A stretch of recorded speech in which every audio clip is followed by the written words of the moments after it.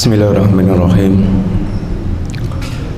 Assalamualaikum warahmatullahi wabarakatuh. Innal hamdalillah wassalatu wassalamu ala Rasulillah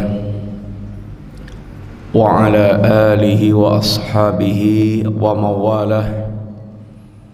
Wala hawla wala quwata illa billah. Amma ba'du. Alhamdulillah, Bapak Ibu jamaah sekalian rahimani wa rahimakumullah.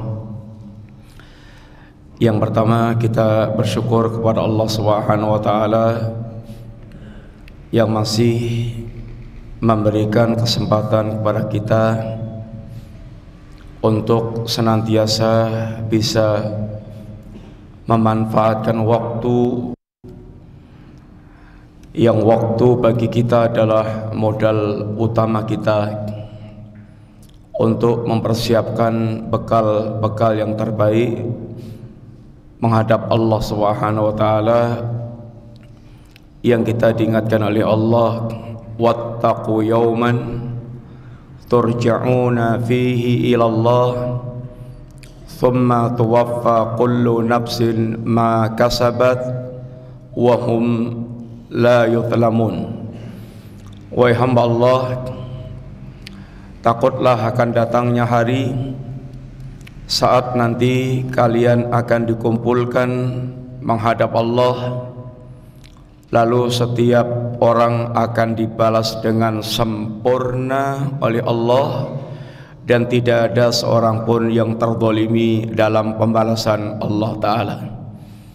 Jika di dunia ini banyak orang yang mereka merasa terzalimi dan belum selesai urusan kezaliman yang terjadi, maka bagi seorang mukmin yang beriman kepada yaumul akhir, maka harapan untuk ditegakkannya keadilan seadil-adilnya adalah saat nanti kita menghadap Allah Subhanahu wa taala, sehingga termasuk bagi orang yang mereka sekarang berbuat zalim, jangan pernah merasa aman dia lolos dari perbuatan kezalimannya, karena Allah tidak lupa dengan perbuatan manusia.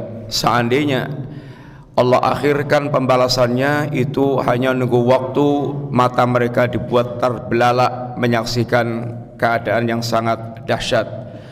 Wala tahsabannallaha ghafilan amma ya'maludz zalimun, innama yu'akhiruhum liyaumin taskhasu fil absar. Jangan sampai Anda sangka Allah lupa dengan perbuatannya orang yang zalim. Seandainya Allah mengakhirkan pembalasannya, itu hanya nunggu waktu saja, nanti saat mata mereka terbelalak.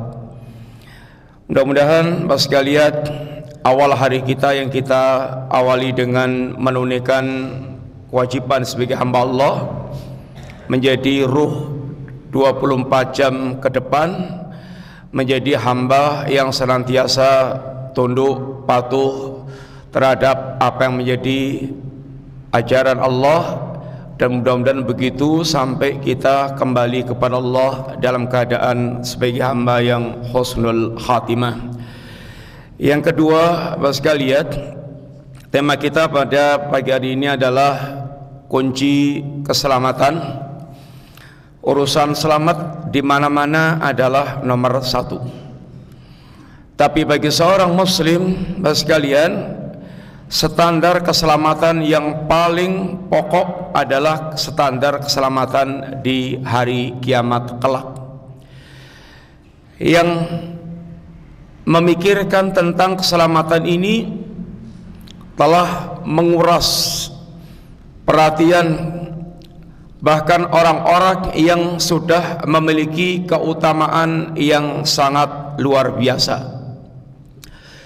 Utsman bin Affan, Bapak sekalian, pernah satu saat saking seriusnya dalam memikirkan keselamatannya di yaumul akhir kelak. Padahal kita tahu Utsman itu yang pertama adalah sahabat Nabi, dan menjadi sahabat Nabi itu keutamaan yang tidak bisa dicapai oleh generasi manapun, karena menjadi sahabat Nabi secara mutlak menjadi manusia yang terbaik, yang tidak akan bisa diungguli oleh siapapun. Sehingga sampai Nabi pernah mengatakan, la tasubbu ashabi, jangan kalian cela para sahabatku. Lau anna ahadakum anfaqa misla uhudin dahaban ma adraka mudda ahadihim aw nasifahu. Seandainya ada di antara kalian yang berinfak dengan emas sebesar gunung Uhud, sekedar ngertos mawon. Gunung Uhud itu panjangnya kira-kira 7 kilo, lebarnya kira-kira 2 kilo, tingginya kira-kira ini 150-an lebih ini meter. Kalau ditimbang ya tentunya adalah ratusan ton. Seandainya ada orang yang mereka berinfak dengan emas sebesar gunung Uhud, itu tidak akan bisa menyamai infaknya para sahabat, walaupun hanya 1 mud, 1 caruan mud, atau bahkan sekedar separuhnya, itu pun korma ataupun gandum. Sehingga menjadi sahabat Nabi intinya keutamanya tidak bisa ditandingi oleh siapapun. Yang kedua, Bapak sekalian, Utsman bin Affan, sahabat yang juga diantara keutamanya adalah beliau, yaitu yang dikenal dengan istilah Dzu Nurain, pemilik 2 cahaya, karena beliau menikahi 2 putri Nabi. Maksudnya bukan menikah sekaligus, menikahi putri Nabi kemudian wafat, lalu dinikahkan lagi oleh Nabi dengan putrinya, sehingga memiliki 2 cahaya, yaitu menikah dengan 2 putri Rasulullah SAW. Tentu ini keutamaan tersendiri. Yang ketiga, Bapak sekalian, Utsman orang yang pernah dikatakan Nabi, ya ini seorang yang akan mendapatkan syahid. Ketika gunung Uhud sempat bergetar dan di atasnya ada Nabi, ada Umar, ada Abu Bakar, ada Umar, ada Utsman. Maka kata Nabi, usbut ya Uhud, tenanglah ya Uhud, di atasmu ada seorang Nabi, seorang Siddiq, dan 2 orang syuhada. Seorang Nabi beliau, seorang Siddiq Abu Bakar As-Siddiq, dan 2 orang syuhada Umar dan Utsman. Dan wafatnya Umar dan Utsman betul-betul menjadi seorang syuhada. Umar dibunuh oleh Abu Lu'lu' al-Majus dan Utsman dibunuh oleh para pemberontak. Kemudian Utsman diantara utamanya pula adalah bagaimana Nabi mengatakan tentang Utsman, setelah ini madarra Utsman, tidak lagi membahayakan Utsman hartanya. Sekalian yang ngapunten, secara umum menjadi orang kaya itu kekayaannya sering menjadi fitnah, lalu lupa dengan Allah, lalu angkuh, lalu sombong. Tapi Utsman, kata Nabi, harta Utsman setelah ini tidak lagi membahayakan dia. Apa yang dilakukan Utsman sekalian? Sudah tidak terhitung berapa banyak harta Utsman yang dipersembahkan fisabilillah. Contoh diantara yang gede-gede aja, Utsman pernah membelikan sumur rumah untuk kaum muslimin dari seorang Yahudi yang nilainya 20.000 dinar. Kalau 1 dinar itu harganya kira-kira 4, sekian gram emas, Bapak sekalian, nilainya. Kalau sekarang emas itu kira-kira 1 juta 1 gramnya, yang berarti 4 juta kali 20.000. Monggo dipun hitung piyambak berapa yang telah diinfakkan Utsman fisabilillah, 80-an miliar. Kemudian Utsman seorang saudagar besar. Utsman pernah datang dengan dagangan di atas 1000 unta. Dagangan di atas 1000 unta sudah ditunggu oleh para tengkulak untuk mengulak harta yang dibawa oleh Utsman yang baru datang dari negeri seberang. Tetapi Bapak sekalian, oleh Utsman harta ini dijual kepada pembeli yang bisa memberikan keuntungan 10 kali lipat. Kalau 10 kali lipat itu artinya memberikan keuntungan 1000%. Kalau kita grosiran rata jualnya ya keuntungannya 5-10% udah banyak. Ini memberikan keuntungan 1000%. Sampai 700 kali lipat, sampai lipatan yang tidak terhingga. Itu Allah Subhanahu wa taala. Dia jual kepada Allah alias digratiskan total untuk kaum muslimin. Ini untuk manusia dengan harapan keuntungan yang akan didapatkan dari Allah Subhanahu wa taala. Inilah orang-orang yang mereka telah menjual diri dan hartanya kepada Allah, dan Allah beli jualan mereka. Innallaha ashtara minal mu'minina anfusahum wa amwalahum bi anna lahumul jannah. Sesungguhnya Allah membeli dari harta dan jiwa seorang mukmin dengan harga surga. Sehingga surga, kata Nabi, adalah barang dagangan Allah yang sangat mahal. Ala inna sil'atallahi ghaliyah, ala inna sil'atallahi jannah. Ketahuilah bahwa barang dagangan Allah itu sangat mahal, dan ketahuilah barang dagangan Allah adalah jannah. Sekalian, demikian juga Utsman, beliau ketika perang Tabuk. Perang Tabuk itu perang yang jaraknya cukup jauh. Antara Madinah dengan Tabuk niku kirang langkung sekitar 700 kilo. Harus ditempuh dengan jalan yaitu onta atau kuda.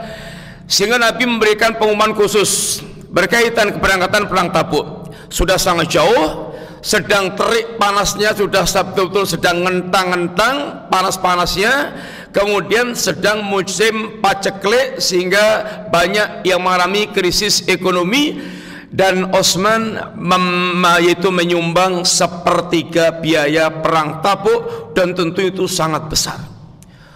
Dan yang lain-lain dari keutamaan Utsman bin Affan, tapi berkaitan dengan keselamatan Utsman masih berpikir berat. Sampai ketika Utsman sedang berpikir seperti ini, lewatlah Umar bin Khattab dan memberikan salam.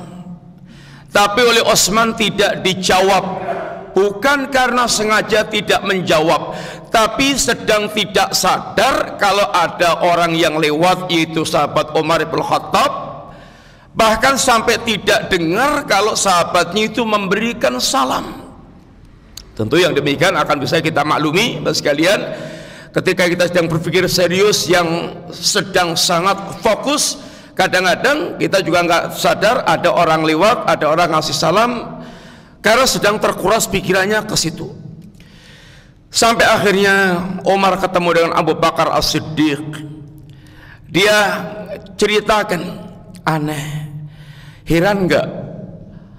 Saya itu melewati Utsman dan bahkan memberikan salam, tapi nggak dijawab oleh Utsman. Akhirnya Abu Bakar As-Siddiq dan Umar kembali menemui Utsman, dan kemudian Abu Bakar sampaikan apa menjadi kisah cerita Umar tersebut. Kata Utsman, wallahi aku tidak sadar kalau ada orang yang lewat, apa juga tidak dengar kalau memberikan salam. Kata Abu Bakar, benar Utsman, dia sedang serius memikirkan sesuatu. Kata Utsman, iya betul, aku sedang berpikir serius tentang sesuatu. Apa itu? Kata dia, an-najah, yaitu keselamatan. Dia masih membayangkan apakah dirinya termasuk orang yang selamat di kampung akhirat kelak. Abdullah ibnu Rawahah, Bapak sekalian, seorang sahabat Nabi yang sudah melanglang ikut dalam beberapa peperangan event jihad yang Nabi selenggarakan.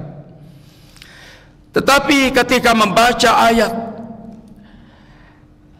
wa in minkum illa wariduha, setiap kalian pasti akan melewati jembatan sirat jahannam, yang demikian itu bagi Allah Subhanahu wa taala kana al rabbika hatman maqdiya, dan hal ini sudah menjadi ketetapan dari Allah Subhanahu wa taala, setiap kita pasti akan melewati sirat. Thumma nunajjil ladina taqaw wa nadharu adh-dhalimina fiha jithiya, lalu kami selamatkan orang-orang yang bertakwa dan kami biarkan orang yang zalim meringkuk di dalamnya. Sekalian, Abdullah ibn Rawahah yang telah mengikuti berbagai macam event jihad di jalan Allah Subhanahu wa taala, ketika membaca ayat ini, dan para sahabat ketika membaca ayat itu sepenuh dengan perenungan, dan membaca ayat dengan penuh perenungan itulah sekalian yang dituntut dalam kita membaca Al-Quranul Karim.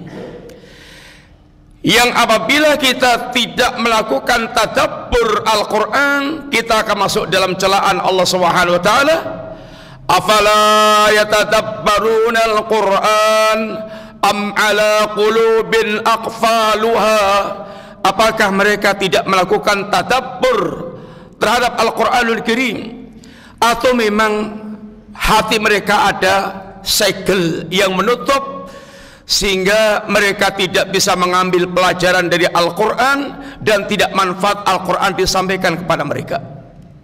Bapak sekalian, Al-Imam Ibn Al-Qayyim Al-Jauziyah rahimahullah ta'ala, beliau mengatakan qira'atu ayatin bi tafakkurin wa tafahumin, membaca Al-Quran dengan penuh tafakur, penuh perenungan dan penuh dengan pemahaman, itu khairun min qiraati khatmatin biduni tadabbur. Membaca satu ayat Al-Quran dengan penuh tafakur, tafahum, tadabbur, itu lebih baik dibandingkan dengan khatam Quran tapi tanpa tadabbur sama sekali. Apa kata beliau? Fa innahu anfa'u lil qalbi wa ad'a ila husulil iman wa halawati bih. Karena membaca Al-Quran dengan penuh tadabbur itu akan lebih bermanfaat bagi hati seseorang dan akan lebih membangkitkan dia untuk mewujudkan nilai-nilai keimanan, dan akan menjadikan dia bisa lebih merasakan lezatnya dalam membaca Al-Quran.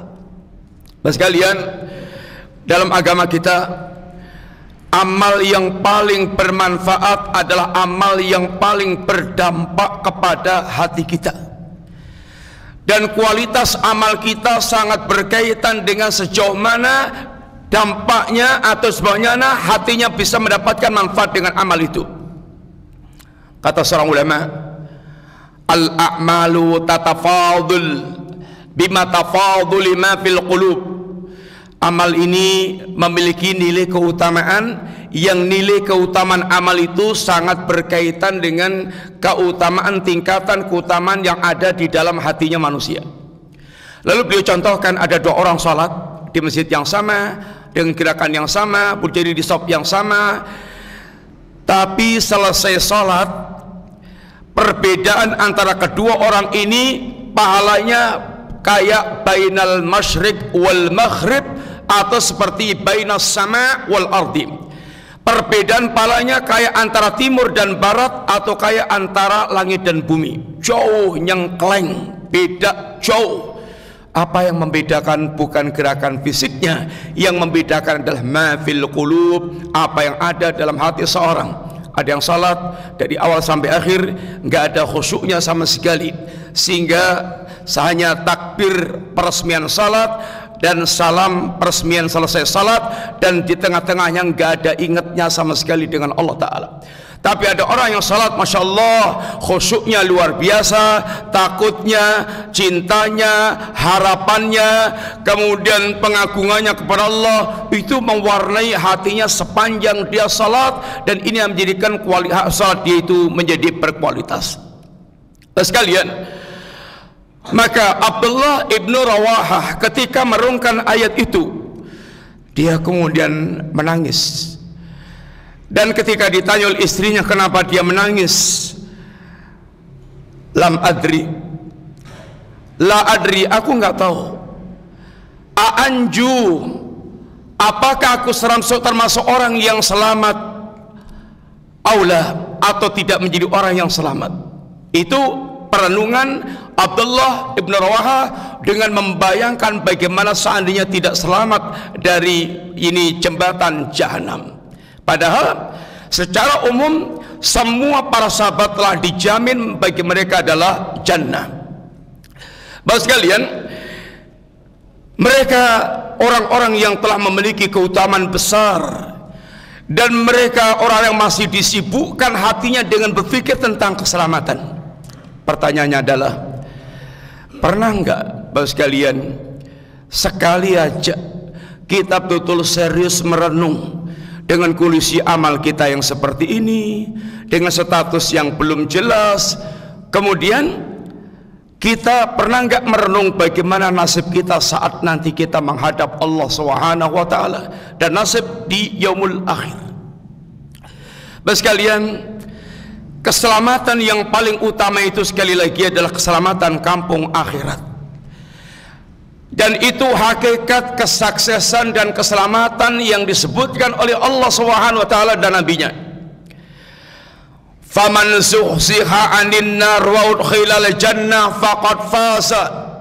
Barang siapa yang mereka diselamatkan dari neraka, dimasukkan ke surga, maka betul-betul mereka telah mengantongi hakikat keselamatan. Barang siapa yang tidak selamat dari jahanam, Bapak sekalian, berapapun persiapan tebusan yang dia siapkan pun mboten manfaat malih. Walaupun dia siapkan emas sebesar bumi, walaupun dia siapkan kekayaan bumi 2 kali lipat, maka semuanya tidak lagi bermanfaat di hadapan Allah Ta'ala. Keselamatan khususnya di akhirat, Bapak sekalian, itu ada kunci-kuncinya, dan Nabi menerangkan tentang kunci-kunci keselamatan tersebut. Dan keselamatan itu sungguhnya semenjak kita di dunia, dan nanti akan berbuah keselamatan di akhirat. Kunci keselamatan di akhirat adalah keselamatan kita di dunia sekarang ini. Sebagaimana yang Allah telah ingatkan, yauma la yanfa'u malun wala banuna illa man atallaha biqalbin salim. Akan datang, wahai hamba Allah, ketahuilah akan datang hari di mana harta Anda sebanyak apapun, anak Anda sehebat apapun, itu tidak lagi memberikan manfaat kecuali orang yang mereka datang kepada Allah dengan hati yang selamat. Di akhirat kelak, Bapak sekalian, jika kita tidak selamat, sekali lagi, harta kita sebanyak apapun tidak akan memberikan manfaat. Sehingga orang-orang yang mereka datang hanya dengan modal harta sebanyak-banyaknya akan menyesal. Ma aghna anni maliyah halaka anni sultaniyah. Aduhai hartaku yang banyak telah tidak bermanfaat. Aduhai jabatanku telah, jadi kekuasaanku telah hancur binasa. Yang selamat tinggal illa man atallaha biqalbin salim, orang yang mereka datang kepada Allah dengan hati yang selamat. Hati yang selamat itu di dunia sekarang ini. Hati yang selamat yang akan menyelamatkan kita di akhirat kelak adalah posisinya sekarang di dunia ini. Ini hati yang kata Al-Imam Ibn Al-Qayyim, selamat minasyirki wa minal bid'ah wa minal ghaflah wa minasyubhat wa minasyubayin syahwat. Hati yang selamat dari syirik yang akan menghancurkan tauhid, selamat dari bid'ah yang akan merusak sunnah, selamat dari ghaflah kelalaian yang akan menghilangkan sifat zikir, selamat dari syahwat yang akan menentang perintah, dan selamat dari syubhat yang akan mendustakan agama Allah Subhanahu wa taala. Bapak sekalian, sehingga hati yang selamat keberadaannya di dunia sekarang ini. Dan hati yang selamat, maka ada tingkatan kunci pokok yang mesti kita usahakan. Nabi pernah ditanya Abu Bakar As-Siddiq, "Ya Rasulullah, man najatu hadzal amri?" Ya Rasulullah sallam, apa kunci keselamatan dari perkara ini ya Rasulullah? Kata Nabi, man qabila minnil kalimah allati aradtu ala ammi faraddaha alayya fahiya lahu najah. Kata beliau, barang siapa yang dia menerima sebuah kalimat yang pernah aku tawarkan kepada pamanku dan pamanku menolak, maka dia telah memegang kunci keselamatan. Sekalian, kalimat apa yang pernah Nabi tawarkan kepada sang paman? Yaitu kalimat la ilaha illallah. Nabi saat sang paman di detik-detik menjelang wafatnya, paman Nabi sekalian ada 3 model. Paman yang kafir dan sangat benci dengan dakwah Nabi, sangat keras permusuhannya kepada Nabi, sampai Allah turunkan surat khusus berkaitan dengannya, tabbat yada abi lahabi wa tab. Suami istri kayak tumbuh sama kayak kututup sama tumbuh, klop. Dua-duanya aktivis yang merusak dan menghalangi dakwah. Abu Lahab dan Ummu Jamil istrinya, dua-duanya penggerak penghalang dakwah. Sepanjang manusia, sepanjang zaman akan ada juga yang model seperti ini. Laki-laki perusak dakwah, perempuan perusak dakwah. Dan mudah-mudahan kita menjadi orang yang menempati posisi Nabi, yang menjalankan dakwah dan terus istiqamah di jalan dakwah. Yang kedua sekalian, paman Nabi yang menjadi muslim dan sangat baik keislamannya, dan Nabi sangat mencintainya, seperti Hamzah bin Abdul Muttalib, dan kemudian disusul pula dengan Abbas ibn Abdul Muttalib. Yang ketiga, paman Nabi yang Masya Allah pembelaannya kepada dakwah Nabi, al-aud, ketokohannya dijadikan sebagai tameng untuk melindungi dakwah keponakannya. Tapi berangkatnya bukan dari ingin mendapatkan ini kemuliaan di sisi Allah, tapi berangkatnya dari ketokohan yang bagaimana bisa mengayomi semuanya. Abu Talib adalah tokoh masyarakat Quraisy, sehingga orang-orang Quraisy segan dengan Abu Talib, sehingga ketika mau mengganggu dakwah keponakannya selalu terbentur dengan dinding tebal Abu Talib. Berulang kali Abu Talib ditawari untuk menyerahkan keponakannya. Abu Talib bagaimana melindungi Rasulullah SAW, dan Nabi sangat sayang pula kepada Abu Talib.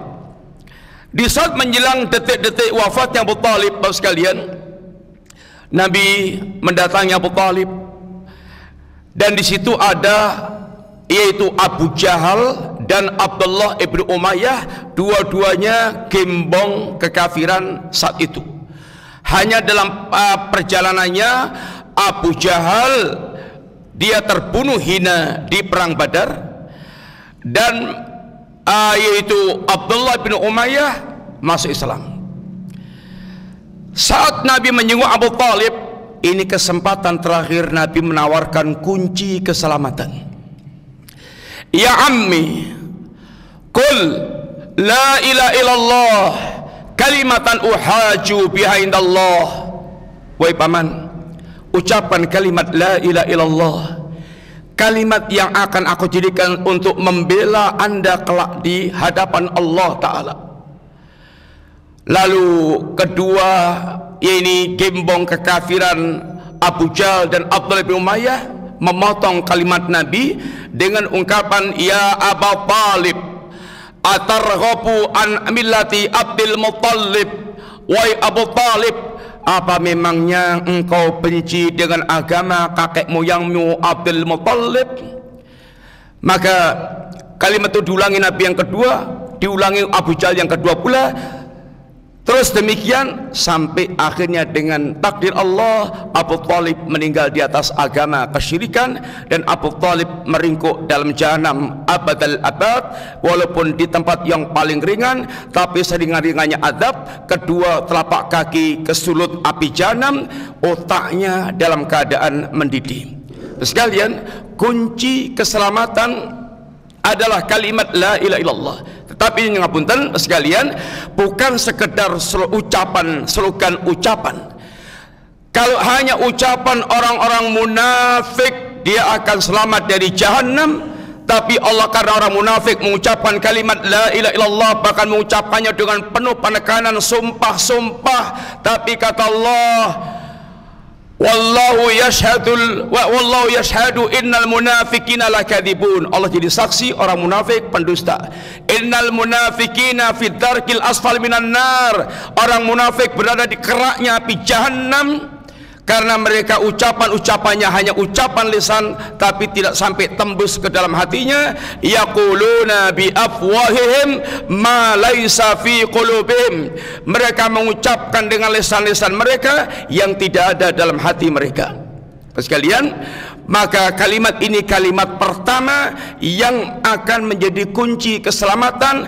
Paling minimal orang yang mereka memiliki kalimat la ilaha illallah, lalu prakteknya tidak pernah musyrik, walaupun dia punya berbagai macam dosa yang bahkan matinya belum sempat dia taubati, kalimat ini akan menjadi pembela, penyelamat dia dari kekalnya api jahanam. Muslim yang punya kalimat ini, yang tidak terjatuh dalam syirik, ada dua keadaan. Satu, muslim yang sempurna dengan kalimat la ilaha illallah, dia akan masuk jannah tanpa hisab, tanpa adab. Siapa mereka? Orang yang tauhidnya terbebas dari syirik, terbebas dari bid'ah, dan terbebas dari maksiat. Jika pernah melakukan, dia wafatnya telah dalam keadaan bertaubat kepada Allah Subhanahu wa taala. Yang kedua, muslim yang dia memiliki kalimat la ilaha illallah, tidak terjatuh dalam syirik, tetapi dia terjatuh dalam berbagai macam dosa besar, kezaliman, yang sampai matinya belum dia bertaubat kepada Allah. Dan ketika Allah juga belum mengampunkan, dia akan diazab dulu di jahanam sampai waktu Allah kendaki, lalu dientaskan dari kekalnya jahanam, dimasukkan ke jannah. Ini yang dikenal dengan istilah jahannamiyun, mantan-mantan jahanam. Sekalian, pembicaraan tentang ini kunci-kunci keselamatan panjang. Syekh Abdul Razak menyebutkan ada 10 poin di antara yang boleh bawakan, akan tapi waktu kita sangat sempit, dan ini adalah hal yang pertama. Mudah-mudahan manfaat apa yang kita sampaikan, dan minta maaf atas segala kekurangannya. Matur nuwun, jazakumullah khair. Wassallallahu ala nabiyyina Muhammad wa ala ali Muhammadin wa ala ali asbi wal jamain. Wassallallahu ala nabiyyina Muhammadin wa ala ali wa asbi jamain. Aku qouli hadza, Allahumma aslih lana dinana alladhi wa ismatu amrina, Allahumma aslih lana dunyana allati fiha ma'ashuna, Allahumma aslih lana akhiratana allati fiha ma'aduna, waj'alil hayata ziyadatan lana min kulli khair, waj'alil mauta rahatan lana min kulli syarr. Wa sallallahu ala nabiyyina Muhammadin walhamdulillahi rabbil alamin. Assalamualaikum warahmatullahi wabarakatuh.